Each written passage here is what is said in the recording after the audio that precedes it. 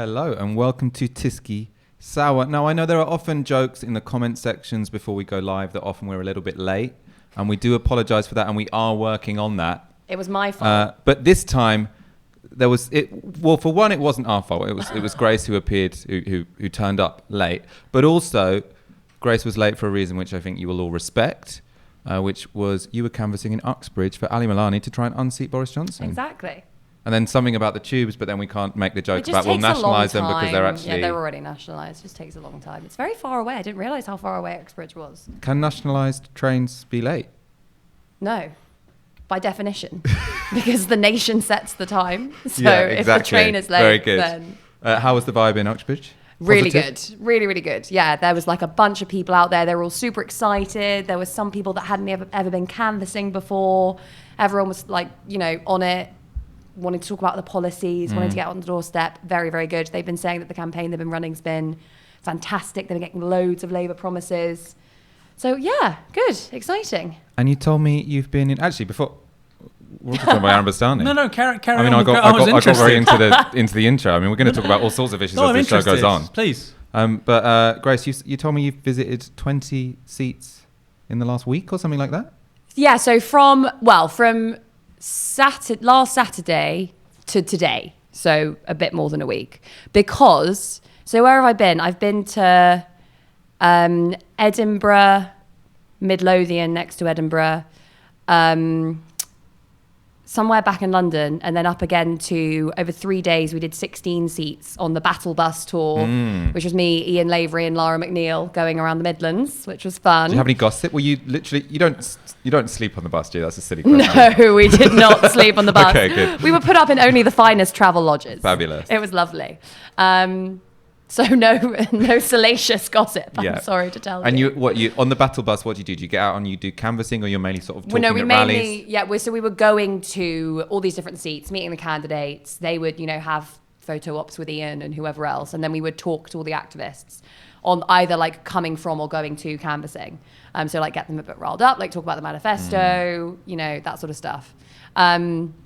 And that was, it was amazing. We went, as I said, to 16 seats in the East Mids, West Mids and Yorkshire, so the Mids and the North. And a real range. So like Ashfield, Mansfield, Sheffield, Hallam, Walsall, North, marginals all across those places, mainly Leave supporting, mainly in kind of smaller towns. It was very interesting because it definitely gave me a very different perspective than what I'd had. I'd been going to various different places from book tour anyway. So I'd been to like a bunch of places in like the North over the last couple of months. But in terms of the number of activists they were getting out for the campaign, it was good. Like there was, when we arrived, they were like, we've got a good amount of people, but it was nothing compared to London. And in terms of what they were getting back on the doorstep, there was the widespread consensus. There was a huge number of people who were undecided. And that was largely because of Brexit. Maybe a little bit, some kind of hesitation around Jeremy on the doorstep. And this just big question about how do you pay for it, which I wrote a piece for you guys talking about it today. So we can talk about that later. But in terms of the policies, I've been saying this for a very long time. We need a very distinct, clear policy offer for these seats, for Leave voting seats, that speaks to the fact that they've been ignored by successive governments over the last 40 years, haven't had enough investment, have not benefited from the kind of, globalized, financialized economic model that we've built. And are pretty in many places, communities have been torn apart, jobs have gone, high levels of unemployment. And you were in the seats that people are especially worried about from the Labour side. Yeah. So Labour Leave seats, which have potentially been Labour for a while, they're precisely the seats that the Tories want to win to get a majority. That's the route they see to having Boris Johnson back as Prime Minister. Do you think that those concerns are, you've already said it's difficult, but do you think those concerns are as valid as they're often made out to be? And to what extent, if there is a problem, is it Brexit?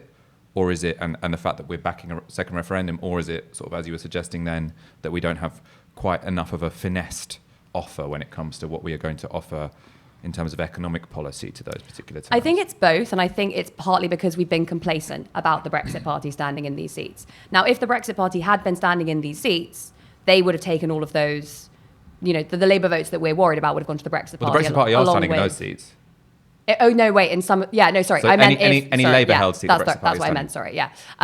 So if they hadn't been standing in some of the other seats that the Tories are targeting, then obviously, like a bunch of the Labour, like a small amount of the Labour vote would have gone to the Brexit Party. A larger amount of the Tory vote would have gone to the Brexit Party. Had the similar sort of thing that we've been seeing in the polls for a while, which is like the Tories vulnerable on both flanks, but Labour also vulnerable on both flanks. Yeah. And the assessment being that even if some voters in those areas, some former Labour voters, could have brought themselves to vote for the Brexit Party, they couldn't bring themselves to vote Tory, which would have kept us safe.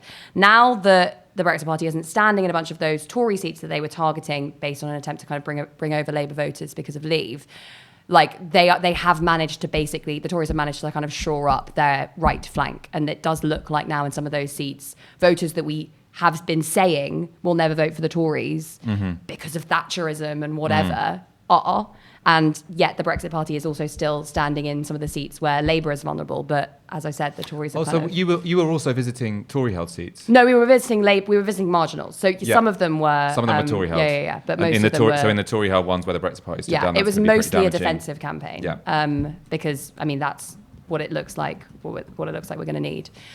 So, like, in terms of how we respond to that, as I was saying, like, we have to have a kind of very definitive and well-communicated offer, which I don't think we've developed because we haven't been thinking about these seats as vulnerable because there's been this narrative that we were more under threat from the Lib Dems in the cities than we were from the Brexit Party in some of these other places. Because there has been this narrative, which is true, that the Tories are more vulnerable to the Brexit Party than we are. But now, obviously, that's not true because they're not standing in these seats. Or we're more... I mean, the real issue there is that we're vulnerable to the Labour Party is vulnerable to the Conservative Party. Did you see lots of pro-Boris Johnson sentiment? I mean, that's one thing I've clocked even, and I haven't gone very far, in terms of my canvassing, that there is a demographic of people who sort of say, I'm voting Boris. It does seem like that is going to... I mean, not on the doors that we were knocking on, or not from the canvassers that we were talking to, obviously because they are speaking to people who they have data from, i.e. so people who voted Labour in the past. I mean, like, obviously it does come up every now and again, but Boris Johnson isn't particularly popular. I mean, if you look at his approval ratings, he's, neither of them are particular, like in terms of their personal approval ratings, neither of them are particularly well liked, which is why we have to talk about, I think, in those areas, local candidates and policy. The fact that we've got these regional manifestos coming out at the end of the week will be really good because we'll be able to say this seat will get X amount of investment, it will get, X amount of jobs as part of the Green Industrial Revolution. The NHS is a big one. Universal credit is a really, really big one. What are you smiling at? I'm smiling because someone in the comments has said Aaron is clearly just browsing Twitter. No, that's he's not actually. Well, let's look at the comments. No, we shouldn't have a wide thing because it undermines people. People should be looking at the person who's talking, as should you. Oh, yeah, as should you, Michael. True. Wow. As a rule, I think everyone should be looking at me all the time. People thought me and Aaron, in the comments, were saying that me and Aaron fell out in the last show we were on together, but neither of us noticed it. Well, because Michael and I are really brutally honest. So people actually, I think that's I haven't noticed. He's like, that's completely wrong. And I'll be like, Michael, I just think the last couple of days you're not really making any sense. So people we're obviously talking at each other like this, and people just think we're sort of hating on each other. Because actually we're so comfortable with criticism that we're just quite brutal with each other. That's a true bromance. Someone in the comments said he should go to an it's tribunal or something. It's like, I don't employ. But you don't. None of you are employed. None of you are employed by any organisation. No, Gary's technically my line manager. I mean, people for some reason people think I'm like the direct. Obviously, I'm not. That'd be ridiculous. I co-founded Novara Media, but Gary's actually my line manager. So if I did want to complain about Michael's behaviour and his indiscretions, then I'd complain to Gary. Yeah. Then I'd do a counterclaim Gary would to take Gary. firm action. Oh yeah, Gary's also your line manager. He's my line manager. I do a counterclaim, and then people in the comments can vote on who was in the right. That's how we do it. We do a Twitter poll. Exactly. Who should be fired? That is best practice in organising and in HR, I think. Twitter polls. Lila Geist says Michael and Aaron bicker every episode. It's the best bit. Ha ha ha. So people have different opinions about this. I don't think I've been on with both of you before. You haven't lived. Clearly. Emmy Lusser, I'd like to be looking at Grace at all times, personally. Thanks. Stephen Power, Grace is better looking at than either of you two. That's not very nice. Well, I think you guys are both solid 8s. That's not true. Maybe when I was 25, maybe.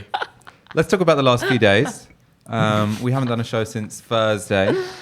Since then, there have been some, significant campaign moments. Did you watch Question Time on Friday night? Yeah, Thursday feels like a really long time ago. Thursday was a what really day long is it time ago. today? Tuesday. The polls would suggest it's a really long time ago because Labour are 5 points instead in Kantar. Obviously, we shouldn't just pick on the particular polling companies. But we know that all the polls are off towards the Tories. Well, the thing that is true, believe the polls or not, the direction of travel tells you something, right? Exactly. So if the polls are getting something wrong, they're getting it consistently wrong. Yeah. And if we're going up by, many of the polls are sort of within the margin of error. So it's sort of we're up 2, the Tories are up 1, or we're up 1, the Tories are down 1. There was a Kantar poll today which had us up 5 and the Tories down 2. So that was looking good. But Kantar's methodology is nuts. It's nuts. But the methodology will be the same, so that's why the direction of travel is all we have to worry about. Well, but Kantar is really unique. So for the first Kantar one, which had Labour like maybe 10 or 11 behind, it wasn't even that bad. They've probably changed it now. The first one had the lowest turnout for every single voter demographic under 65 since the 1964 general election. For over 65s, it was a 90% turnout. Overall voter turnout was 59%, which would be the lowest for any general election since 2001. And 18 to 24s would almost half. The turnout in 2017 would half. So if you were creating, like a weighting methodology to intentionally understate Labour's vote, it would look like the Kantar model. Let's get up some of these polls. So, it is kind of crazy. And on that one, we're up 5 points. Yeah. So basically double it. We're Well, up 10. the direction of travel. I think that's basically what Aaron's That's basically what I'm saying. Yeah. Let's look at some of these polls and then we'll discuss why this might be happening and whether we should take it seriously between what happens. I don't know since anything Friday about and polling now. methodology, by the way. So You do? You guys are going to have to. You must do. I just like the headline numbers and retweeting the good ones. Yeah. So can you've got them in script now? So we're going to look at the Kantar one. Yes, it's got the Conservatives on 43, down 2 since a week prior. Labour on 32, Conservatives on 43, down 2. Labour on 32, which is +5. The Lib Dems on 14, which is -2. The Greens on 1 and the Brexit Party plus. No, the Greens on 4, which is +1. Brexit Party on 3, which is +1. Then you can go down to YouGov, which is the one that gets reported on because it's most often. There, the Conservatives are +1, Labour are +2. The gap down to 11 points. 11 points is still big. And then there's one which is really outside the margin of error. This is in Wales. So since early November, Labour have gone up 9 points. The Conservatives have gone up 4 points, but Labour are now on 38%, the Conservatives on 32%, the Lib Dem vote declining, the Brexit vote collapsing. What's intriguing there is the Brexit vote has declined by 7, and it's not all gone to the Tories. Right, that's really interesting, and that's what you'd want to see replicated in Wales, the north of England, the West Midlands, if Labour want to do well. We've not really seen it elsewhere. But if it's happening in Wales, why shouldn't it be happening in these other places? There's nothing particularly magical about the Welsh Labour Party. So it would suggest it can be done. Yeah, this is what the stuff that we were trying to... This is what the Tour Mark 1 and the Tour Mark 2, which is coming up soon, is all about. It's about going to some of these constituencies and giving the same level of support to the activists that are out on the doorstep campaigning there, at the same time as really trying to boost the elements of the manifesto that will appeal to these places. And there are big things in there in terms of that, and also weave it together into a story. So like the thing that I obviously love saying, because it's my favourite line, that Labour needs to take on the banks the way that Thatcher took on the unions. I'm not joking. Talking about Thatcher and some of those areas, like, it is still a massive thing. Talking about deindustrialisation, talking about how Labour's going to deliver a green industrial revolution, 1 million jobs weighted towards the north, huge amounts of investment. Talk about, there's a reason that Brexit... Do you remember the Brexit Party spread in the Express? I don't know if you will, I just have this seared in my mind because I bought it and looked at it. And it was all about London has taken investment away from other parts of the country. And they weave this into a narrative. They had a promised £200 billion investment outside of London. Yeah, exactly. They weave this into a narrative about like a cultural elite. Whereas actually it's an economic argument. Like, London has consistently gotten more investment in infrastructure. Obviously, in terms of the weighting of our industrial policy towards the finance sector, it's had a lot of support in that sense. It has been more insulated in certain ways from austerity than the regions. There has just been a consistent kind of weighting towards London in our economic policy for a very, very long time. And I think actively stating that as part of this wider narrative about, the Green Industrial Revolution is, I think, really important. And how do you do that? So I suppose there'll be lots of people watching this who will be canvassing over the next few days. We now have the raw material, which is the manifesto. It's been published. I presume there won't be many other policies being, pulled out of a hat between now and the general election.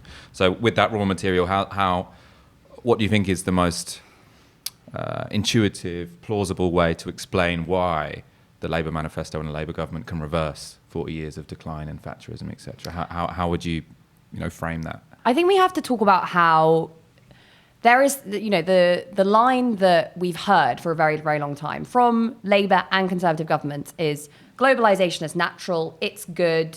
Yes, the big cities will benefit and inequality will go up, but ultimately that will trickle down to everyone else. I think what we need to be saying is that the economy is it's been designed in a way to benefit predominantly like financial and professional services and real estate in the big cities. Investment people have been sucked out of the regions at the same time as there has been an active campaign to decimate the labour movement, which was also concentrated in these regions over the course of that time. And then austerity has been lumped on that. And again, austerity has had a disproportionate impact on the regions. The only way to counter that is through active investment. We have two separate and interrelated problems. We need more investment. We need more investment in the regions, and we need to solve the climate crisis. The Green Industrial Revolution is the answer to that. It will help us to get near to decarbonising by 2030. Yeah, on the way, right? Exactly. Whilst also delivering jobs, investment, all these different things. Were you upset about the 2030 ambition getting softened? I mean, I just think that's politics. Like, it was disappointing. It was very exciting at conference when all this amazing stuff got passed. And then we knew that a lot of that wasn't going to make it into the manifesto. But that isn't to say that all the things that like all the campaigning that was done on the way up to conference wasn't worth it. Because if that's like, the outer end of the kind of Labour Party policy making Overton window, then it dragged the party and particularly the unions to a place where we've now got, we have got the most radical it's still target. super ambitious, right? Exactly. And, ultimately what matters is like the money and the resources and the strategy that's behind that number. But did you try talking about climate on the doorstep or climate with the People, activists? Because there is a worry that the extent to which, so there's two theories, which the extent to which Labour talk about the climate, if it's successful and it lands, that actually inflates the Green vote because people think, oh, actually the climate's really important. And then what do they associate with the climate? The Greens.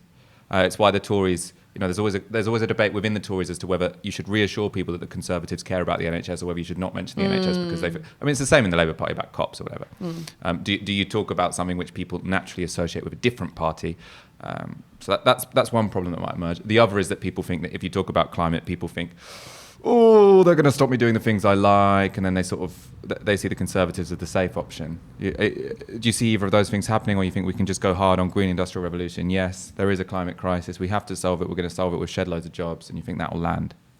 I mean, yes. And I think that because a lot of the time when people hear like green issues or hear the environment, they think plastic straws, fluffy bunnies, and like the oceans, right? Which, all important. The Labour Party has the best animal rights manifesto. It's got like a 50-point plan. Did we mention plastic straws? I don't know if we mentioned plastics, but like there's a load of stuff in there about animal rights, about oceans, etc. But when we talk about the environment and the Green Industrial Revolution, we need to be talking about this in a very different way. We obviously need to be talking about it in class terms. So when you're talking about it on the doorstep, you are lumping in the fossil fuel executives with the big bankers and the dodgy landlords as saying these are the people who've taken control of our economy. They're extracting wealth from workers. They're extracting our rents. They are extracting our natural resources, and that is screwing us over now. It's screwing over future generations. How do we deal with that? We need to take back control of the economy, create jobs, green jobs in parts of the country that have been deindustrialized. So I think bringing that class narrative into it gives it a very different feel to the way people ordinarily think about like when you just talk about the environment. Like the environment needs to be saved, right? Is a very different line to we need to take on the fossil fuel executives and create jobs up and down the country to deliver a green industrial revolution. Yeah, I think people will say, if you say, will you vote Labour? Oh, I can't stand Jeremy Corbyn. Oh, what, you think Boris is a good guy? People go, not really. And it's the same with the green stuff. we need to rebuild the country. Oh, well, I'm not going to vote Labour. What you think you go outside, you go down the high street, you look at your energy supply, you look at rail, public infrastructure, you think it's working? And they go, it's a meh, and they're sort of quite sheepish. And I think there is a sweet spot of talking about industrial policy in a meaningful way, rebuilding the country, which necessarily brings you onto green politics, but it's very distinct from the Green Party. Very, very distinct. And it also helps reframe those sort of generic understandings of green politics. So people say, well, there's not really many good jobs here. That's why in, somewhere like Barrow-in-Furness, they'll defend, arms manufacturer or, nuclear power stations in, where is it? It's not Shenfield, where is it? Nuclear power station, right? Something which we would say is not particularly, maybe actually I quite like nuclear power, but anyway, that's a separate conversation. But where's the super expensive one? Where's the one that's that George Hinchley. Hinkley. Yeah, Hinkley Point. Yeah. Hinkley Point, Hinchley. I don't know what I'm talking about. Sorry, it's when you have 6 hours sleep. But the point is, people want jobs. They want to be well paid, and they want to live in what they view as a modern economy. And the kind of green agenda, industrial policy agenda fits all of those. In terms of this economic, so I suppose I want to talk about the debates and the big TV set pieces in a moment. I want to get, you wrote an article today which was saying how the Labour Party should respond to the various attacks on their economic policy. You mentioned at the beginning that convincing people that this is possible is one of the the core task or the core challenges of the Labour Party right now. And I suppose there's two potential responses that I think the Labour Party and activists are torn between, which is one to say, give a sort of organisations like the IFS are saying, potentially Labour's policy offer isn't credible. And then you say, do we need to amass a bigger group of technocrats to say, actually, the IFS aren't credible and we've done our sums? Or do you say, actually, fuck the experts. This is a political question. And if we need it, we can afford it. You fall on the second. Yeah. I mean... So I suppose explain why you fall on the second. Even if people liked economists and technocrats, and even if they listened to them when they did hear them in the media, most of the voters that we need to reach, in terms of the people who have not made up their minds in marginal seats, are not listening. Don't give a fuck about the Institute for Fiscal Studies. They won't barely even hear it, right? Like, it's coming up to Christmas. People are very excited about that. Like, if they hear anything about the election, it will be sound bites on social media or maybe bits and pieces on the news, right? That's why the ground game in many of these places is so important, because there are still, as I said, a lot of undecided voters, and those conversations on the doorstep, we can actually say, this is our policy, amongst people who will, no matter how much we've heard it, because we're literally in this stuff, will not have heard basically anything about Labour's policy agenda. And in terms of the how do you pay for it question, I think it's really important to have our activists, and also in terms of those clips that you are seeing in social media, in terms of that stuff that does cut through, our politicians and outriders saying stuff that's very, very clear. And I've been thinking about this for a long time now, actually, hearing this question over and over again on the doorstep. It's not actually a question about how are you going to pay for it. They don't want you to say, we will impose an X% tax on corporations backed up by moving to a model of unitary taxation and increase the marginal top income tax rate by 5 percentage points. They want...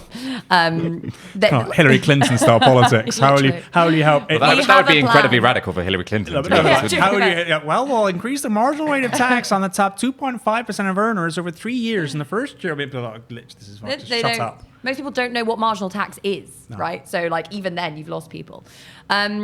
So what are they actually asking me? People ask that question.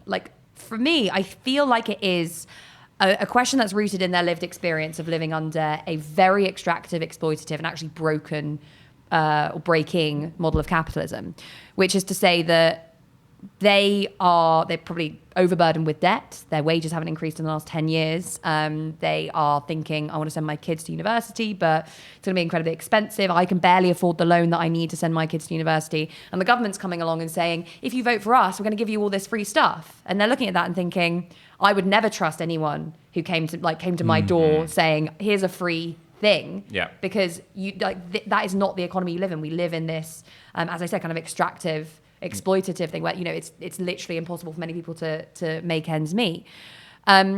So the answer to that question has to be something that people can understand intuitively and speaks to that feeling and experience.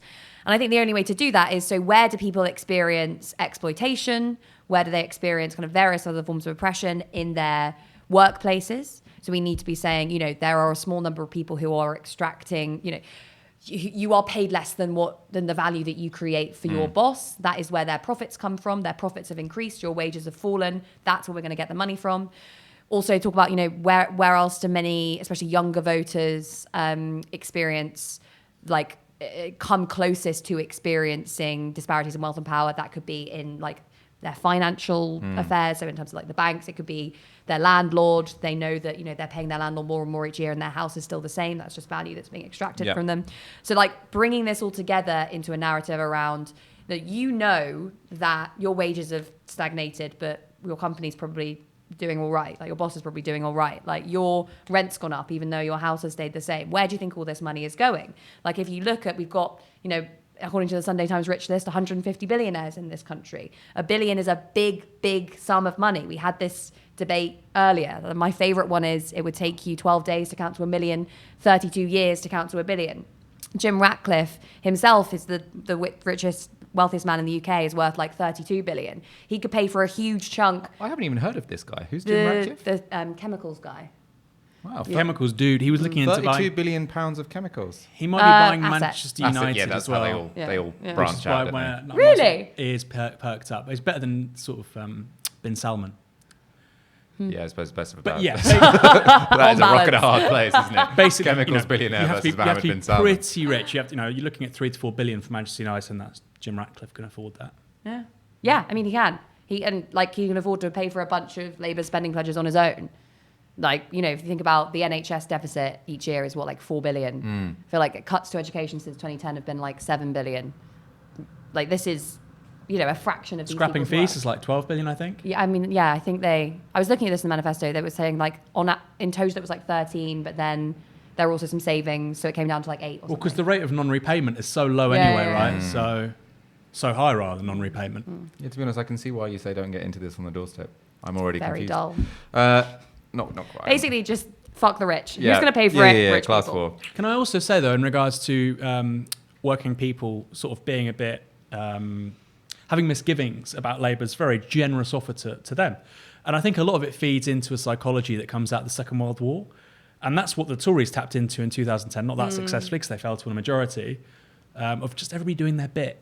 And so there's almost this solidaristic attitude. It actually is the default attitude for a lot of British society, which could be a very productive one from a socialist perspective. It's like, we've all got to do our bit. We've all got to, just tighten our belt a bit. And it's like, the Conservatives have basically managed to manipulate that for 30 years with regards to public spending, and obviously with regards to private life, you can do what the hell you like. In bourgeoisie, become as rich as you please. And I think that's something to really think about. How do you invert that? You go, actually, look, we have more than enough for everybody in this country to have a very, very, very good life. It's a really tough balancing act, I think. I completely agree with that. And I think in many ways, that's why having a really strong ground game and having people on the doorstep, talking to people it makes such a difference, because as well as being able to communicate that message, you are giving people a window into a very different kind of society, a very different kind of model of relationships, which is built on the fact that, these are activists coming out in the rain and the cold to talk to you about something they're incredibly passionate about. They're not weirdos. They're young people who just desperately want a better life for themselves. Or old people who want a or better old life. people, exactly, whatever.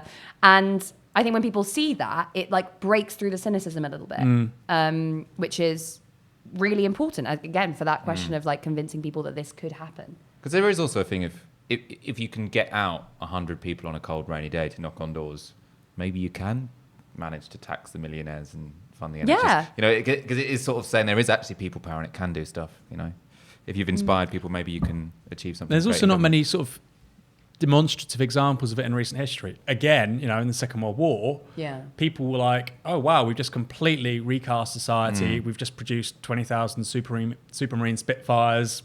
Demonstrative examples of what the state intervening and creating which a better we don't have life recently. for people. I mean, recent examples maybe like the Olympics. The Olympics was really good. We spent loads of money. It was a world-class effort. I'm not James O'Brien. I'm not a huge fan of the 2012 Olympics, but that's a good example of it, And so, but there aren't many. Someone's Kai Kiswani's just given us 10 quid in the super chats. Very kind. Oh, But he nice. says, release all the best podcast, you hogs. Also love the book Grace. Oh, thanks. I'm not sure. I'll have to put it on our internal channels as to where this All the Best podcast have gone. I haven't been following that controversy, although I do What like happened? the podcast. I don't know. Apparently, people. I suppose. No, Max I think Shani- what happened was Max and Matt recorded something in the pub, and James was having to work with it. They recorded something on a phone in a pub, I think. So. Oh, well, Max is in the comments, so there'll be a whole rant. Maybe we can. Someone text James Butler, get him in the comments. Max can clarify. There are over 2,000 people watching this show. That's great. If you are giving us super chats, they are very much appreciated. They go towards our general election coverage. As you know, our general operation is only possible because of your kind donations, your consistent support. So if you are already a subscriber, thank you very much. You make this show and this organisation possible. If not, please go to support.novaramedia.com and donate the equivalent of 1 hour's wage a month. Or drop us an election bonus. Like this video, share it on Facebook, share it on Twitter. Keep your comments coming. We'll go to them at the end. Let's talk about some of these set-piece TV moments. Go on. I feel like, in a way, there are so many in this general election. I didn't even know the question time on Friday was going to be a big deal. I was like, oh, this question time. Yeah, So it was like 4 million people, I think. Yeah, we were thinking maybe we'll do a live reaction. I was like, oh, come on, I barely knew it was happening. I'm sure people aren't going to watch it again. This is last Tuesday, right? Well, no, this was, so the debate last the Tuesday, Friday we did one. do a live react, the Friday one. The question time one. So on Tuesday, we did a live react afterwards. That was a one-on-one debate between Jeremy Corbyn and Boris Johnson. On Friday, for anyone who didn't watch it, I recommend you do if you didn't. It was Jeremy Corbyn, Nicola Sturgeon, Joe Swinson and Boris Johnson, one after the other, spending half an hour with Fiona Bruce and a live studio audience. Jeremy Corbyn went first. He performed. Smashed it. He smashed it, actually. I was in lots of WhatsApp groups, it's like, this is the one, it's finally Absolutely the turning smashed point. it. And Nicola Sturgeon, Fine, I think most of the people kind of whatever. turn off because they're not in Scotland, boring. and so if you're not in Scotland, you don't really have to pay attention to that. She's probably going to smash it in Scotland, to be honest. But also, nobody really knows what she does. Have you noticed that apart from Andrew Neil, no Westminster journalist really knows what the Scottish... I mean, it does feed into this kind of like... Yeah, it's true. Because he sort of challenged her on this idea that she's actually been the leader of a country for a while. Whereas everyone else just like this kind of cool... She's this kind of competent-seeming Scottish woman. That's it. Who wants a referendum, is what I think everyone thinks. This competency, she seems all right. In any case, Johnson didn't do particularly well, but the person who collapsed, it was like a... To be honest, it was 30 minutes of television, which I adored, but it was someone standing in front of a group of people whose, really shallow and opportunistic campaign crumbled live in front of the nation. It was a little bit like the Prince Andrew. It just shows maybe people, less. They don't have less any monumental scrutiny. than the Prince Andrew They interview, never but- have to be accountable for their actions. Like Exactly. if you're Joe Swinson, you just have a liberal press. Most journalists are liberal Democrats. You just have the press fawning all over you constantly, and also this weird identitarian thing of I'm a girl, and that means I'm really good. And it's like, okay, so you facilitated austerity, which disproportionately affected women, but also I do gifts of Beyonce, so I'm really woke and cool. And people fucking lap that shit up. And as soon as they actually have to withstand any form of scrutiny, just pathetic. I think we're going to watch some of that scrutiny now, Fox. So can we get up? I think this is just the best bits of Joe Swinson on Friday night's Question Time. Is revoking Article 50 confirming to 17.4 million people that you think we're stupid and didn't know what we were voting for? I'm a passionate Remainer. But the Liberal Democrats standing on a manifesto to unilaterally cancel Brexit and the Electoral Pact has absolutely cost you my vote. The Liberal Democratic Party title is now a misnomer. How can you defend that decision? I think it would be irresponsible to go ahead with that without at least checking. So we've argued for a people's vote. Okay, and but in then this what election, do you we're say- saying if you vote Liberal Democrat and get a Lib Dem majority government, we will revoke Article 50. And if you don't, we will argue for a So people's what vote. do you say to your former Lib Dem voter here? Revote, you're not saying we'll go back to the people. You are unilaterally saying revoke it. That is undemocratic from somebody who wishes the last 3.5 years had never happened. There is no difference between the pair of us. As a pro-European, pro-Remain party, and we've not wavered from that, we've absolutely set that out, and that is what is at the centre of our manifesto this time. So you can see that we are sticking to our principles and what we believe in. And do you think, just seeing the silence that fell into, do you think that the policy of revoking Article 50 has backfired? Well, you're talking a lot about working collaboratively with other parties, but your policy, in the unlikely event that you were elected Prime Minister with a majority, your policy of revoking Article 50 is just as divisive as the policies that are coming out from the kind of hard Brexiteers. How would you possibly imagine that you'd be able to bring the country together if you were elected and you revoked Article 50 and dismissed the views of all those people that voted Leave? So you Liberal won't change your Democrats are mind against again, given that you fracking. voted against it, a ban on it in 2015. You're now saying that you do think it should be banned. You're not going to change your mind again. I'm very clear. We would ban fracking. This is like all the other policies that you have. They're Labour policies, and you are going on the back of what Labour are doing. You say that you'll do progressive policies, like childcare and Sure Start and all that kind of stuff, but you voted against it. You voted against it in the when you were in Tory government. You particularly, you yourself, have voted against progressive politics. And every time you are asked about something, you attack Labour. And you pretend to be somebody who is akin to Labour in some of those progressive policies. Well, I don't believe it. I don't think that you have progressive policies. I don't think that you have left-wing policies. I think that actually the Liberal Democrats are a right-wing party, and they do not get my vote. Okay. So I could tell from the comments you were all enjoying that. I mean, it's a similar thing actually that I thought in 2017 about this campaign, that one of the most damaging things for a political candidacy is hubris. So Theresa May went into the 2017 general election thinking, this is in the bag. I am the most popular Prime Minister since Thatcher, and I'm up against an idiot, and I'm going to get a landslide. And it was an incredibly hubristic campaign, strong and stable in the national interest. I don't even have to write a popular manifesto because I'm so goddamn popular. And she crumbled. Jo Swinson went in exactly the same. She was like, oh, my personal ratings are actually quite good. It turned out because no one had heard of her. Literally. And so ran a presidential campaign. Jo Swinson's Liberal Democrats said she could be the Prime Minister. Went for some real wacky policies when it came to Brexit. Loans for rent.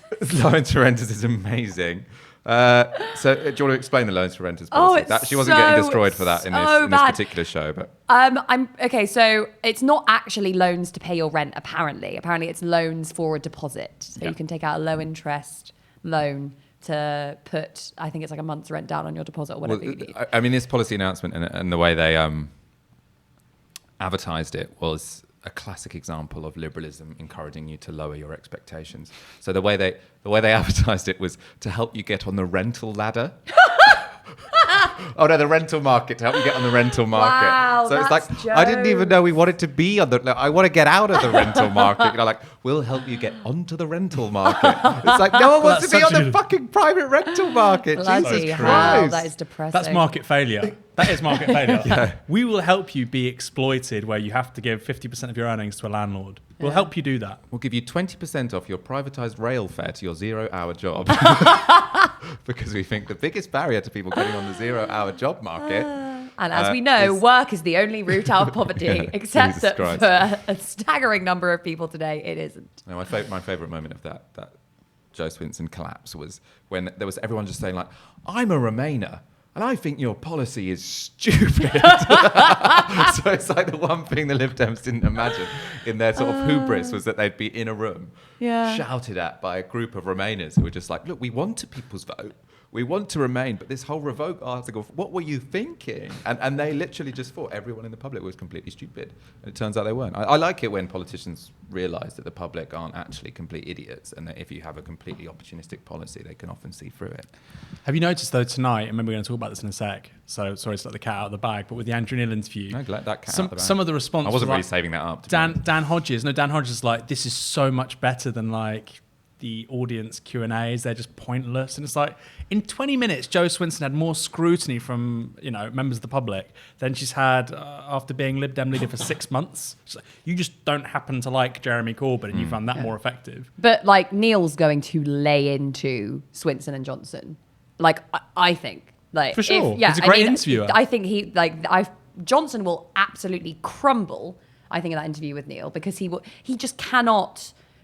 His style that he cannot seem to get out of, which is just this kind of bumbling, Do you not just think he'll do what Corbyn did tonight, which is just repeat platitudes, and it's quite survive. effective? But I don't think Neil will let him get away with that. Swinson can't. That's the thing. Swinson can't. Oh yeah, and Swinson will obviously completely. Because they haven't got a line. And the thing is, the Tories have a line. They just go, get Brexit done. But I don't think Neil will let him get away with that.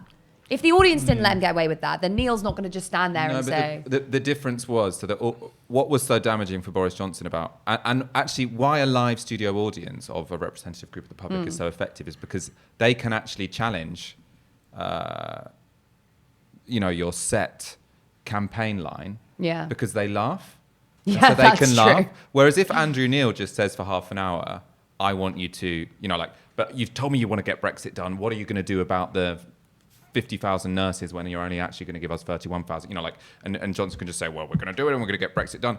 And the effect there won't be a playable clip because there's no laughter that makes it entertaining. It will just be a boring half an hour of television. Yeah. And I think all credit to Jeremy Corbyn. We were watching, to be honest, we weren't watching it that closely because they're just not the most entertaining pieces of TV, the Andrew Neil interviews, because there's none of the drama of the debate and there's none of the sort of, I suppose the drama of the live studio audience as well. And I think Jeremy Corbyn played for time. It was a very boring half an hour of television. And I think Boris Johnson will be the same. I think he'll survive it. He'll make sure it's a boring half an hour of television because he knows that that's not where elections are won and lost. It's only an opportunity really for you to fuck up and for the opposing party to find a clip that they can play over and over again. Here's the thing as well. Jo Swinson can't do that because she has to get into the polls. She needs to. This is her only opportunity, really. Is she hasn't got the mainstream movement of Jeremy Corbyn. She hasn't got the media backing of Boris Johnson. So how's Jo Swinson going to break through? It's going to be an amazing performance with Andrew Neil. High risk, high return. Jeremy Corbyn didn't have to do that. Boris Johnson doesn't have to do that. And so I think they can be quite risk averse. And I agree with you, Michael. I think politicians have sussed it out. A couple of years ago, this was all new, the social media thing, the interviews. We now know that, like you say, the only thing that matters, the only thing in the producer's head during these interviews is, can I get a 45-second clip that will destroy this politician? And as long as that doesn't happen, you've succeeded. Yeah. And that's why a lot of people tonight be like, oh, Jeremy Corbyn had a terrible interview. Where's the viral clip? Which is going to change people's minds. There isn't one. And that's basically mission accomplished. And it'll be the same for Johnson. Can he do it? I think Corbyn's probably going to be slightly better.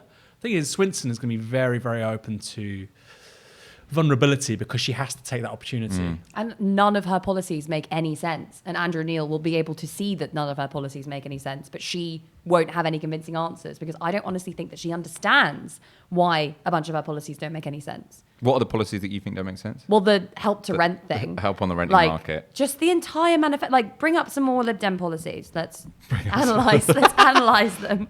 All right. While we're bringing up these Skills wallet. Skills wallets. Skills wallets. Yes. Squirrel skills wallets. What was the skills wallets? Can everyone? I don't know. We'll get up the proper Lib Dem policies a little bit later. What I do want to get up now is have you got that up now? The leadership ratings. So, whilst many of the, there's a little bit of a poll shift since the weekend, but it's often within the margin of error. Apart from that Kantar poll, and Aaron thinks that Kantar are a bizarre organisation. No. Let me clarify. The first poll was dodgy. The second one I'm not disputing. I don't know. Maybe the latest one's really good. I don't know. I'm just saying the Delta poll on the leadership rating, terrible, which we're going to show, we're going to show now. Well, again, this is showing exactly the same pattern which we saw in 2017, which was that the Tory leader, obviously in this case Johnson, is going down, Swinson is tanking, and Corbyn is going up. I mean, the downside is Corbyn's still got the worst ratings of the three leaders, but the direction of travel is correct. It's such an indictment of just the apparatus of ideological enforcement in this country, that all it takes is a couple of weeks of tiny amounts of scrutiny on the parties of the ruling elite and a grassroots campaign with some fair exposure to someone on the left. I mean, this starts to happen. Not even, right? I know. I don't even get that. It's 70-30, just a sort of glimmer of impartiality, and then an unbelievably damning indictment of our media that this happens. That you can just get suddenly over the course of a couple of weeks, apparently millions of people all changing their minds, basically because no one's been communicating with them like any of the stuff that they care about. And then suddenly they're like, wow, all the things I care about are actually not going to be given to me by this person that I've actually been telling the pollsters that I like and will be coming from somewhere else. It's terrifying. And that's why no one can, because obviously, yeah, Corbyn's personal ratings are going in the right direction, but they are still low. That's why people often struggle to explain, and everyone says this on the doorstep. People say like, oh, I couldn't vote for Corbyn. They're like, why? I don't know. I've just heard this dull hum of him being a bad person for 4 years now. Yeah, but no, it's the exact same thing with the polling thing. Like, we talked about this so many times. People don't really pay attention to politics, especially not in general elections or, in any kind of, electoral cycle. So basically, like you said, there's this background noise. Corbyn's bad. You get, somebody from an opinion or Salvation. What do you think of Jeremy Corbyn? Well, the last thing I heard is he's bad, so I guess he's bad. And like that's it. That's literally why his approval ratings are so low. And like you say, that changes. I think he had the best approval ratings he ever had was a week after the 2017 general election, and he was on plus 17. And I think what's went from important minus to say, 60 to plus 17. It's also that's not because people say, oh, you're saying people are just dupes and they get tricked by that. It's not so much that. It's that if you don't care that much about something, then you do kind of just say, like, Prince Andrew seems like a bit dodgy guy, doesn't it? So I haven't necessarily done all of the research, but I don't really care about the royals, so I'm happy to accept this. I mean, I watch the interview now, so I've sort of looked just into like it. how human psychology works. It's an anchoring effect. It's a cognitive bias. The last thing you heard about something, unless you really care about it. And unless you really care about it. At this point yeah. where people are feeling like, actually, this matters, maybe I will expend a bit more mental energy to work out if he's actually a good guy or not. And suddenly, lo and behold, he's going up. I mean, still, obviously, lots of work to do. Let's move away from the polls. Believe them or not, that's up to you. One thing which is certainly a reality is that more people have registered to vote this year or in this election period than had in 2017, which is incredibly positive. I think the majority of them under 34, a huge proportion of them under 25, which looks very good for the Labour Party. If you haven't registered already, I mean, I'm sure you're all, quite politically enthusiastic, let's say, the people that watch this. Although there might be some anarchists watching who don't believe in electoral politics. Well, I also only registered to vote this morning. Can you vote swap with an anarchist? Well, what would you... I don't know. If there are any anarchists in marginals who are planning on not to vote out of some sort of moral conviction and want to swap my vote, because I live in a very safe Labour seat. Yes. Tweet me afterwards. You probably shouldn't do that. What? Isn't that like electoral fraud or? Well, it's parody if it's illegal. obviously a joke. It was a joke. Come on. Anyway, we'll work it out afterwards. Was it Alan Moore, the V for Vendetta guy? Alan Moore was like, I'm a lifelong anarchist, and he said, I'm going to vote Labour in the next general election. Great. Oh, really? I think that's probably quite a few, there's not many anarchists, let's be honest. But, I think that's probably quite a mainstream sentiment is for people that say, I normally don't vote. Carla said it in the last election, right? So I've never voted before, I'm voting for Jeremy Corbyn. I think that's going to be quite a common thing. Yeah. Well, I mean, that's also something that you only notice in a general election, because what happens in between the electoral period, when the only people talking about politics are the pundit class who are saying, we're so politically homeless and we've never felt like this before. And then you get to a general election, you have people like Stormzy, who gave his actually incredible endorsement for Jeremy Corbyn yesterday. I think let's get that. It was a late addition to the script, but you can hopefully get up the tweet and I'll read out some of it, because this is when the opposite happens. So in between general elections, you've got all the pundits saying, I'm politically homeless. And then the general election comes and you've got people, real people, really inspiring, impressive people that have a following who are saying, I never vote, but I care about this one. They've switched on now and they care about this one. But I keep bloody losing the tweet. Oh, here it is. So the relevant passages: I will be registering to vote and I will be voting for Jeremy Corbyn. There are several reasons as to why I'm voting for him. I would be here all day if I began to list them. But in my 26 years of life, I have never trusted politicians or relied on them to be the bearers of hope and righteous people that we've needed them to be. And for me, he is the first man in a position of power who is committed to giving the power back to the people and helping those who need a helping hand with the government the most. I think Boris Johnson is a sinister man with a long record of lying and policies that have absolutely no regard for the people that our government should be committed to helping and empowering. I also believe it is criminally dangerous to give the most powerful role in the country to a man who has said that the sight of a bunch of black kids makes him turn a hair, compared women in burqas to letterboxes, and referred to black people as pickaninnies with watermelon smiles. It does go on a bit. It goes on. I could read the whole thing. The whole thing is very good. But this is where you see the difference between, this is when, people who aren't just the pundit class get engaged in politics and they see that actually this is, this guy's different in a good way, not just different in a sort of shocking and confusing way. I feel so disorientated because the leader of the Labour Party doesn't come from my same, political Social moorings milieu. and social milieu as they did beforehand.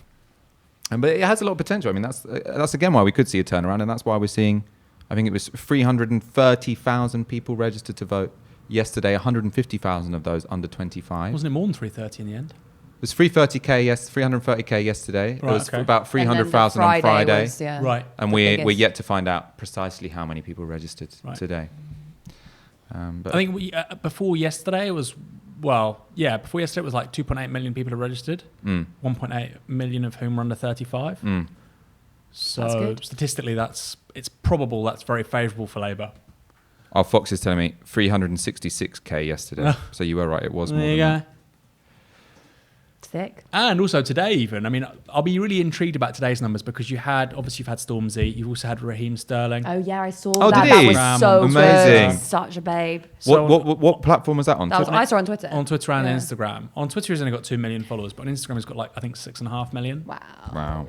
So, that will make a real difference, won't it? I mean, it was interesting yesterday. There was because everyone thought there was a Stormzy bounce, and I think the endorsement of Corbyn from Stormzy was incredibly significant, and him telling people to register to vote was significant. But then people were like, "Oh, but this huge boost." So I think there was about 100,000 people that went to, register at the same time, and everyone was like, "That was 10 minutes before Stormzy, though. Who was it?" And there's all these people who, myself included, who were like, "Who's the big celebrity that's done this?" And it turned out it's a guy called KSI, who is a YouTuber who has about, how many followers does he have on YouTube? I'll get it up now. Really? Yeah, but he's a YouTuber that none of us had heard of, and he made the biggest spike That's in people amazing. registering. is this the guy that had the fight with he had a Logan fight Paul? with Logan Paul. Yeah, so this dude's got 20 million YouTube Get him on followers.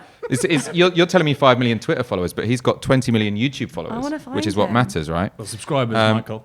Subscribers. Apparently, he got big by playing FIFA, and then became people love watching and that, then became a don't bit they? of a YouTube star on the Wow. same. In the same style as like Logan Paul in the States, and I think he beat Logan Paul or whatever the other Paul is. There's two. Do you know these guys? I've literally no idea what you're talking These about. are two of the biggest American YouTubers, sort of like 20-something. We don't need to talk about blonde, Logan Paul. And the other one muscly is guys. I'm going to follow him. Jake Paul and Logan Paul. Jake Paul, that's it. And of course Logan Paul, probably most famous for almost being thrown off YouTube for recording something very odd. Yeah, yes. We don't need to go into it, but that's the first time I'd heard of him. Yeah, that was the first He's time. an odd guy. What do? They play video games on the internet. This KSI dude does, yeah. So, well, there's a whole thing of. I mean, I haven't looked at the KSI's videos, but if he's a YouTuber in the same way that the Pauls are, it starts out with they play FIFA or they play a different game, but then it becomes just lifestyle blogging. So it's lots of sort of it's quite aspirational. Right. So Logan Paul do a lot of they spend a lot of money doing, buying the best shit in a shop, and then they go on an amazing holiday to Japan and they're sort of videoing it all. Wow. And then they do sort of jokey challenges where they, That sounds quite dystopian. push someone down. The one I watched, I think they were throwing a Christmas tree off a huge flight of stairs in a mansion, and then trying to slide down sort of a hill outside. Maybe I dreamed this, but in any case, that's the kind of thing we're talking about. You could do that kind of content.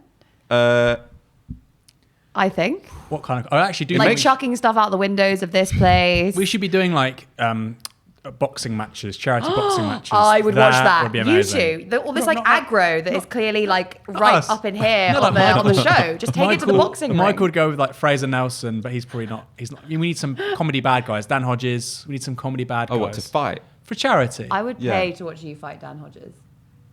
I'd pay to fight Dan Hodges. That's actually quite a good idea for charity. I think that could work. Because you could do it with proper gloves and stuff, so you don't kill each other. It wouldn't be That would be the idea. It wouldn't be bare knuckle I boxing. think it's No, bare you've got- knuckle boxing to the death. Amateur boxing, you also have a head guard and everything. It's fine. Nobody's going to get knocked out. Hanine We is hope. saying stick to KO'd politics, anything. guys. Sorry. Let's start taking some of your questions. While I'm going to take these questions, I'm going to tell you again, please donate to Novara Media. We want to expand our organisation. We want to make these shows more frequent. We want to get more of our fabulous shareables out. They take quite a long time to make because Gary and all our editors, they do lots of editing. I suppose that's what Editing editors takes do. a long time. Aaron's recent video about billionaires, I think, got shed loads of shares. Media, it got 5,000. It's heading for 5,000 Facebook shares. That's good. Yeah, but we need to be doing that every day, which is why You need to. Sorry, I forgot what I was doing. You need to go to support.novaramedia.com and donate the equivalent of 1 hour's wage a month so we can keep pumping out shareables to win the ideological war. We've got 2 weeks, guys. The ideological war will continue whatever happens on December the 12th. Here's the thing, and whatever happens, right, if Labour win, you ain't seen nothing yet in terms of the media throwing the kitchen sink in, right? That's the thing. Yeah. I'm almost worried about how bad it will get. And if Labour aren't the largest party, if it's another hung parliament, we're also going to have a huge clusterfuck in terms of determining what happens next. And the media is a big part of that battleground. Sean says Aaron should fight Dapper Laughs. And our colleague Craig Gent says someone tell Michael getting punched with a glove still hurts. You learn something new. Did you not know that? No, I suppose I did know because they knock each other out, don't they? Otherwise, boxing would be real tame sport. Yeah. We have heavyweights knock each other out. I have some gloves. I could punch you right now and we could test it. What, you have some boxing gloves on? No, like gloves for canvassing. That's basically bare knuckle boxing. That's a dark question. What is it? Read it out. Well, it's not that dark. It's just it's not very on brand for in the general election period. Cherry Chapman asked, do you advise people to vote for Blairite warmonger MPs? Oh, God, that's pretty bleak. I mean, the answer is vote for all Labour MPs. Yeah, sorry. Because we're in the middle of a general election. So I suppose we're all going to agree on that one, aren't we? Yeah. And also, they have a leader who isn't a warmonger, so it's kind of irrelevant. They'll do what they're told. They can't start a war from the backbenches. It's true. That's true. You can cause a lot of trouble where they potentially could, bring down a Corbyn government, and people will have to be aware of that and awake to that after the December the 12th. But they can't start. Royal prerogative lies with the government. Mike Gapes can't do an early day motion about nuking Syria. As much as he'd like, I say Mike Gapes, he's obviously not going to be an MP after December 12th. What am I talking about? Mike Gapes. What are Novara Media's predictions for who will win this election? We can't do predictions at this time. Someone says KSI is a rapper, so I kind of got that wrong. Oh, really? I should have done my research on KSI beforehand. Labour will be the largest party. Yeah. I'll go that far. I think they will as well. Right.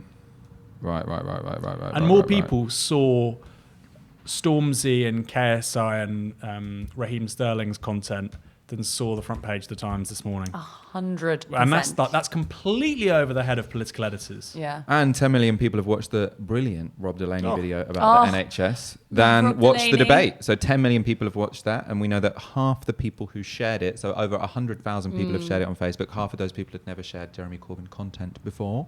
Rob Delaney is a hero of the people, a hero of the workers' movement. Absolutely. We'll be getting him on Novara soon. You have to. He's a legend. Right. But if these guys are coming out now, I just want to say, sorry, with go on. Raheem Sterling, he's probably one of the most interesting characters, black sort of characters, personalities in British public life because of the way he's been treated by the right-wing press. He's underperformed for England. He's now playing pretty well for England. He's a very good player for Man City, probably the best team in Europe, etc. He's coming out. He's not said vote Labour, but he's saying register to vote, which is a big political statement for a politician. 2 weeks and 4 days before a general election. I do think we may be in territory where a week before the election, a lot of big names are coming out explicitly and backing Labour. That's going to be very hard for the establishment to contain. And it is very, very hard. People do, the people who will swing this election have not made up their minds yet. They won't make up their minds until a week before. Some of them won't make up their minds until they literally walk into the polling booth. There is literally everything to play for. So, yeah. I mean, you're going to start seeing more of this stuff, and I think the momentum's going to continue in our direction. And if we can, do some of the stuff that we need to do to win those seats I was talking about, I think we will be the largest party. And then you're right, then the real challenge will start. Sam D asks, so we mentioned the IFS, but you sort of said, your favoured article is one about, your favoured answer and persuasive argument is about, class struggle. Yeah.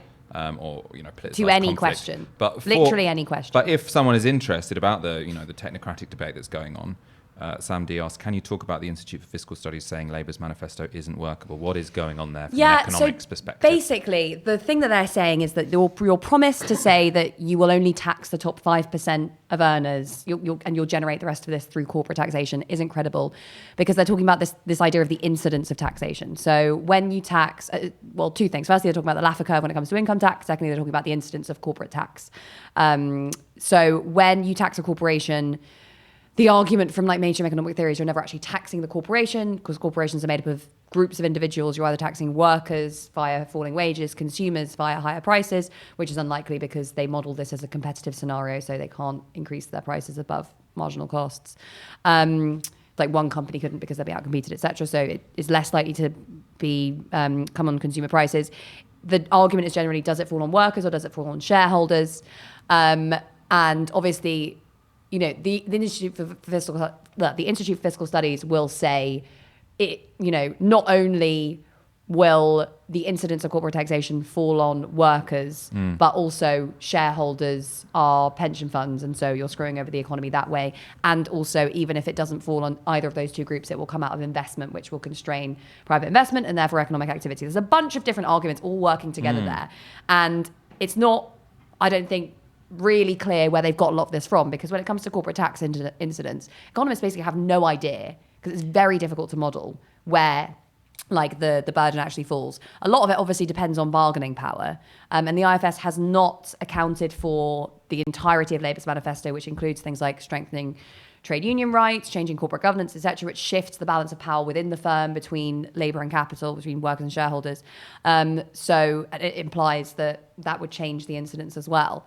There's also, I mean, the thing about income taxation is all about the Laffer curve. So like, there's this argument that past a certain rate, if you increase income taxes, then you will actually get less revenue. This is the argument we've had for a very long time.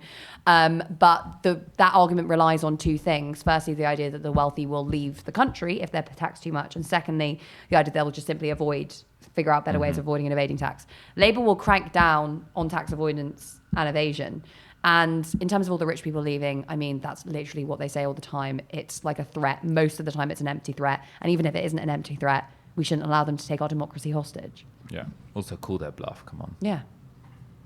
All their assets are here as well, right? Yeah. The most valuable assets they own are their houses, all their factories, all their employees. You know, the human capital of their businesses. And obviously, the whole argument of the right on this, and you know, spearheaded by the IFS, is all around investment. And they basically argue that if the rich people leave, if the corporations leave, the corporations stop investing, that means that there's no investment left in the economy. But what we know is that private investment in the UK is very low. Private investment is not going to recover on its own because there is insufficient demand in the economy, because wages are stagnant and the government isn't spending any money. We need a big push in terms of public investment, both to boost demand today, we're about to head into a recession, also to upgrade our crumbling infrastructure and boost the economy, and also to deal with something that private investment is never going to deal with, which is climate breakdown. And then there's all these arguments about how actually when you get mission-orientated private investment, public investment, it crowds in private investment, so then you get even more. This is very complicated stuff. And I think, Aaron's point about when has this happened in history, we don't have an immediate recollection of when it has happened, but, the best examples are the New Deal, hence the Green New Deal framing. The Second World War is probably the biggest one, but also the recent Chinese stimulus program, which was just an insane amount of money. There are many, many historical examples of governments spending infinitely amount more money than Labour plans to in this manifesto, and using it to boost demand, redirect economic activity, and spur innovation that ultimately boosts growth and employment and whatever over the long run. Could you say, so the IFS would have said Labour's transformative 1945 manifesto was not credible? I would actually like to see what they would say about that. I don't know.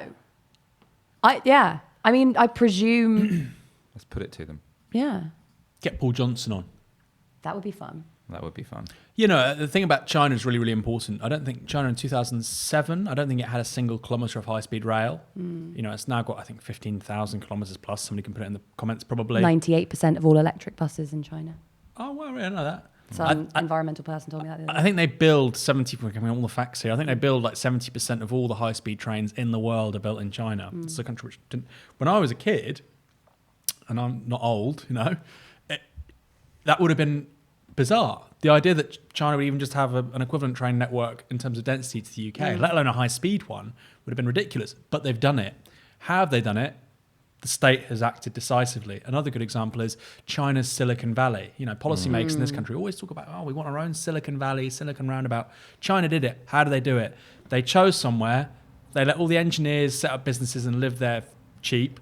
They gave them loads of credit, and they basically subsidized a bunch of computer science graduates in nearby universities. And lo and behold, now they have businesses which can compete with the likes of Facebook, Amazon, Apple. Who are they? You've got Alibaba, you've got Baidu, you've got WeChat, all the, So they're called the 7 giants of artificial intelligence. 4 of them are American, but 3 are Chinese. Why has that happened? Because of the Chinese state.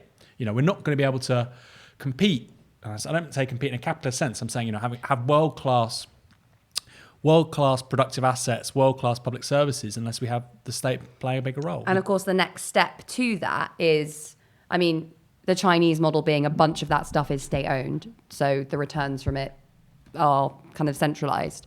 But the extension of that under a democratic socialist model is combining it with widespread public, worker, cooperative, mutual, whatever ownership. So that, because obviously if you're just talking about mass Keynesianism, you're pumping tons of money into the economy, which boosts profits. And that's, a lot of that is kind of then monopolized by the wealthy. But the transformation of ownership alongside that is what makes it transformative, because you're both shifting power from capital to labor in terms of the spending, the employment, investment, etc., and also actively changing the relations of production by shifting ownership. This is a very good, it's not a question, but it's a point. Great show. Can we extend some love to the Labour activists assaulted yesterday? Be safe in your canvassing. Yes. I knew I keep trying with this question, but it's important. Oh, sorry, I didn't see your previous question. So thank you for your perseverance on that one. Yeah. It is important that we extend our best wishes to those people who were... Where was it? Do you remember their names? So it was people one who was were 70. They're both in their 70s. Yeah. People in their 70s who were assaulted out canvassing. Somebody had a broken jaw, the other one had broken ribs. It's serious stuff, right? Serious stuff. That's what happens. But it is, the left have not, all this talk about, there's no, people are less diplomatic in politics, and politics has become so coarse. Left-wing people have not assaulted anyone. Yeah. And it is all this, I actually think that this is true, that when you're on the doorstep, it's the most far-right people who are saying, the left, they're all abusive, they're all misogynist, they're all racist. This whole demonization of the left by, the liberal elite often has been taken on as an excuse by the far-right for them to feel noble and justified and righteous when they resort to very, very violent tactics. It also means that, how can, you're a racist because you don't think non-white people should live in the country. I'm not a racist. The left are the real racists. Yeah, exactly. And it does feed into, I've talked about this before, great book by Enzo Traverso. The common sense for these people is an anti-fascism. And the equivalence between an anti-fascist and a fascist basically being the same, which, like I said, the sort of liberal elite have very much peddled that. Yeah. And that's manna from heaven for the far right, because equivalence is great for them. Classic Jag lover. This kind of relates to, actually, I think you were covering a lot of this ground. Gray, should we be making the Apollo argument for return on investment? $17 back in GDP for every dollar invested. Well, that's a good return. That's a very good return. Was that what it was from the Apollo? I have no idea. I will have to take his word for it. But obviously a lot of that will depend how you measure it, because a lot of the technology that went into that is also now I suppose we should clarify for the audience. economy. The Apollo argument is that the Americans pumped money into, I suppose, NASA to get a rocket to the moon, and there was so much innovations that required and so many spin-offs that you ended up with a huge economic boost to the rest of the economy, because various pieces of technology, I can't list any of them, was the touchscreen invented by the moonshot. Lithium-ion batteries, solar cells, maybe not, it's basically early NASA. So the Vanguard 1 or 2 satellite, which is the 4th ever satellite launched, was the first ever piece of machinery that had a solar cell. The Biro, I think. Biro. Oh yeah, I think I did know that one. Because there's the old little story about the difference between Soviet Russia and the United States America, where they both had space programs. This might not be true. They both had space programs, and the Americans said, we can't write, in pens in space. So they had to put a multi-billion a $1 investment program into making a pen that doesn't have normal ink, and they created the biro, and the Soviets used a pencil. I mean, it might be an old wives' tale. I don't know, but in any case, good story.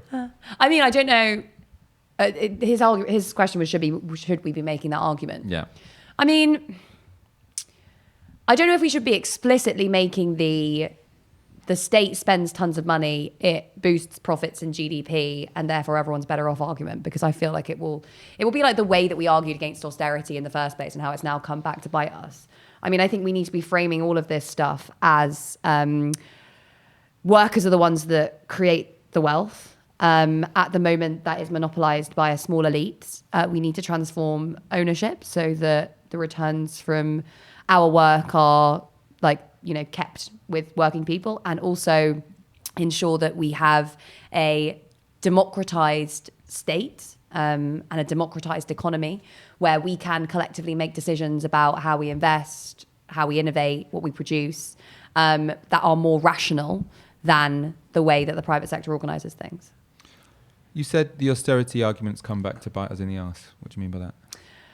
I mean that. So this was actually more of an issue at the beginning of the campaign, when everyone basically said that Labour's vulnerable because Boris Johnson's going to do Brexit and also say he'll spend a lot of money, which is, I think, what a lot of socialists are finding now in various different parts of the world, is that in some places, I think it's Denmark, for example, they have a left-wing party that's come into power on a fairly left-wing economic agenda, but which is also quite right-wing socially.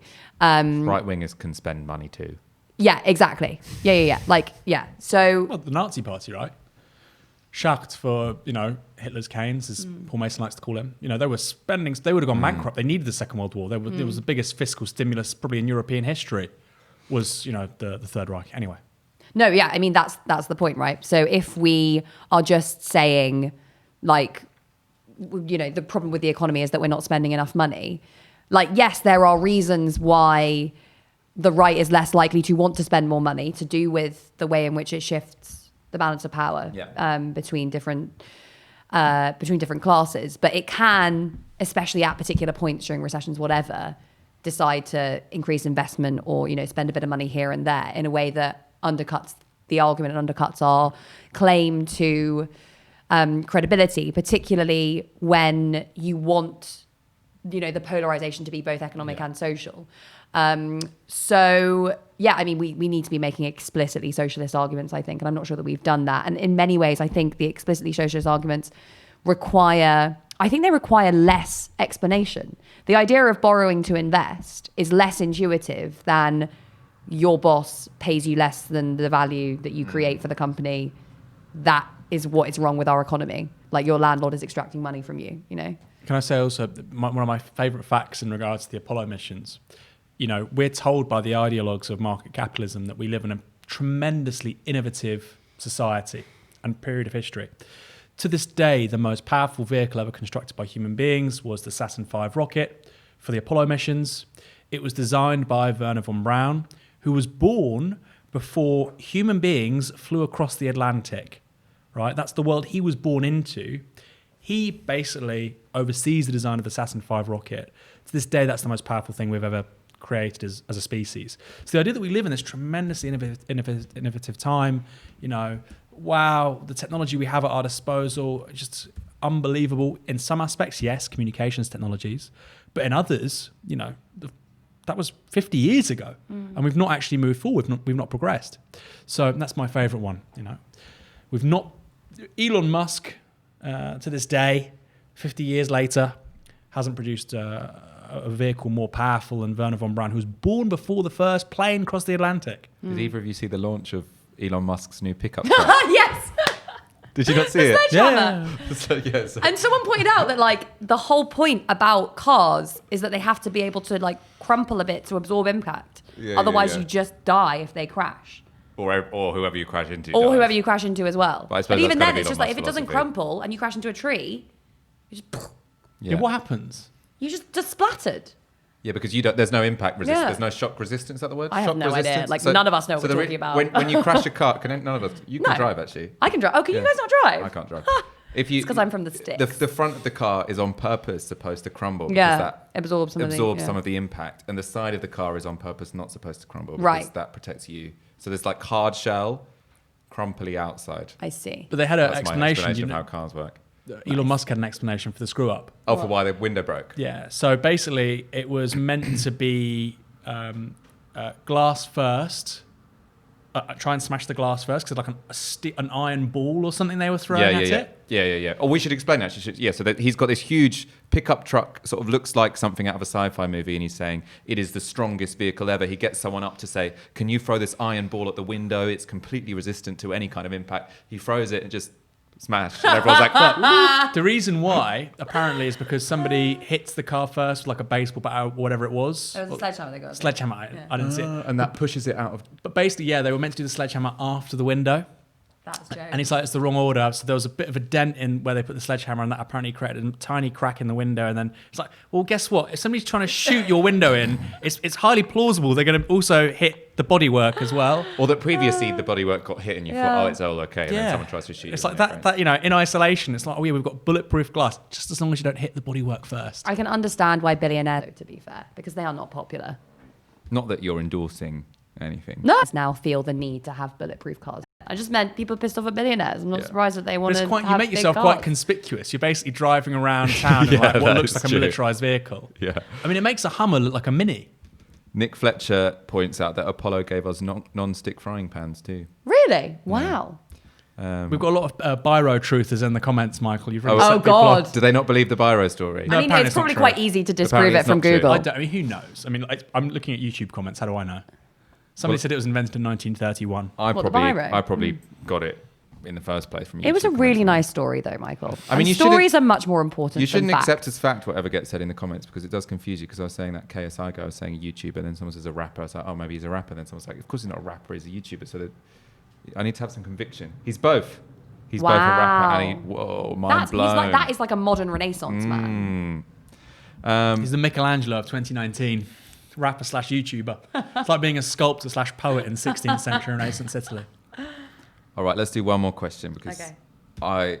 I reward perseverance, and Max Shanley has persevered. Nobody's This drinking Oh, hey, Max. Club question Masters. for the panel: are we coming to the end of what Michael Kalecki called? Koletsky. Oh, is it Koletsky? Yeah. But it's I've spelled been Kalecki. pulled, I know, I've been pulled up on that before. so I Michael know. Koletsky called the political business cycle, hence a level of popular reaction like in 79 when the last business cycle ended. As you answer that, I'm going to also ask you to kind of explain some of the concepts in the question. I know this is a perfect question to ask you, but just in terms of the audience, explain what the Kalecki cycle is, etc. Yeah. So Koletsky talks about... Koletsky, sorry. Yeah. Koletsky comes up with many of the theories that Keynes develops. Now we're looking back on it, say at basically the same time, but also looks at the kind of political contradictions of the social democratic model that Keynes advocates, and basically says that the reason that like the state promoting full employment doesn't work is that it kind of rebalances power between labor and capital to the extent that capital would not allow it, or would reach a certain point where they would actually push back against the state playing this role. And this is based on a couple of different things. The main ones are that if you have a state promoting full employment, then you'd have the threat of the sack. So you don't have the ability to create a reserve army of labor that, you know, prevents people from either, well, that basically means that kind of limits their power of collective organizing. Which, yeah, kind of increases the power of workers and therefore erodes capitalist profits. And also that the state, like producing investment when capital might want to go on strike, i.e. when private businesses might not want to invest, again, also erodes their power to be able to say, you know, like the IFS would say, you can't do this because businesses will stop investing. If the state can just do it, then obviously that's a big issue.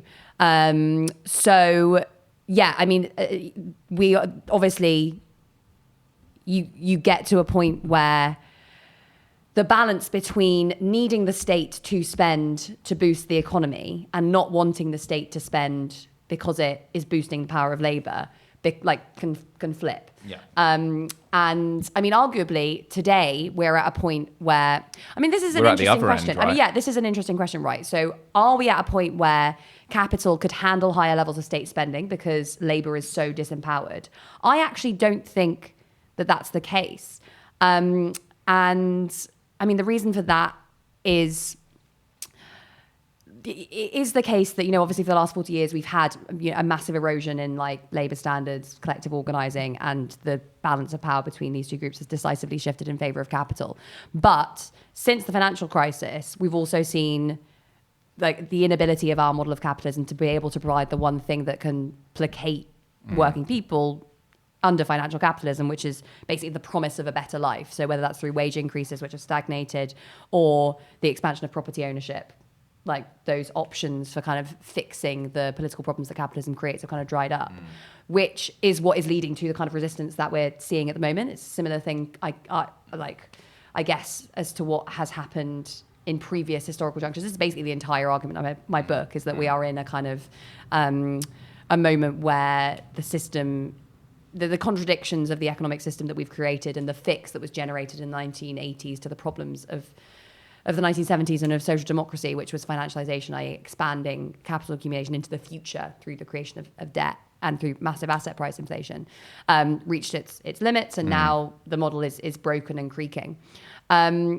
Because of that, because the inability of capitalism to kind of provide that out, I think capital is vulnerable and they know it. And I think that's partly why when Johnson arguably could have done a big spending manifesto, he didn't. And we're not seeing that amongst right parties as a rule across Europe. They're not responding to this, basically to the stagnation of living standards by attempting to do anything about it. They're very much redirecting onto, hate immigrants because they're the ones that are screwing you over, which is also a very potentially, that only has a certain amount of political road under capitalism, because that naturally leads to protectionist arguments about the economy that also damage capital. But what's weird about the Tory manifesto, we've not talked about it was released on Sunday, is it's not taking really either of those roads.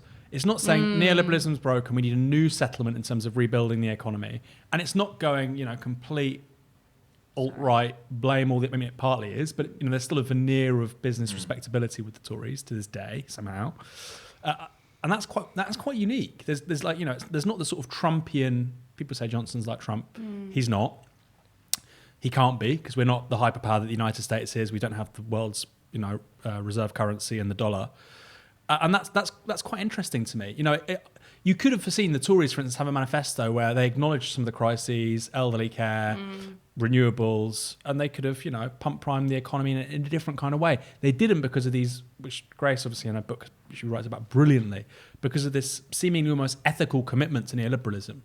That's more important to them in some ways than actually being re-elected. Well, they're also, I think they're running I'd say actually that their manifesto was all about being re-elected, because they're running a very risk-averse campaign, which is to say they think their risk was in being the party of hard Brexit. Yeah, but they've still to run the economy. And now they're just... Yeah, but I think they want to just leave their options open.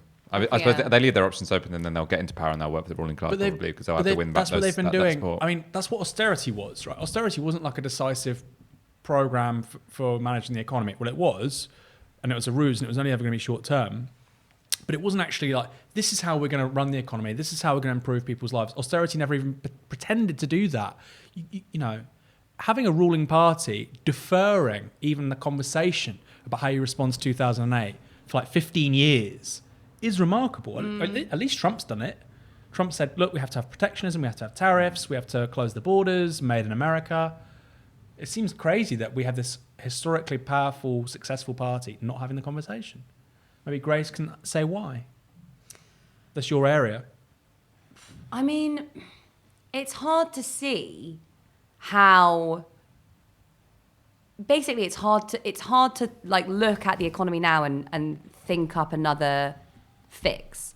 Like, how do you fundamentally, as I said, answer that question, which is, how do you have a regime of capitalist accumulation that placates like workers who have a voice, i.e. workers in the global north, enough to stabilize the system and like allow that to continue? Obviously, historically, it was hyper-exploitation of workers in the global south and social democracy for workers in the global north. Then we had this financialization fix, which was about expanding not spatially but temporally, expanding, giving even more to these workers in the global north, expanding asset ownership and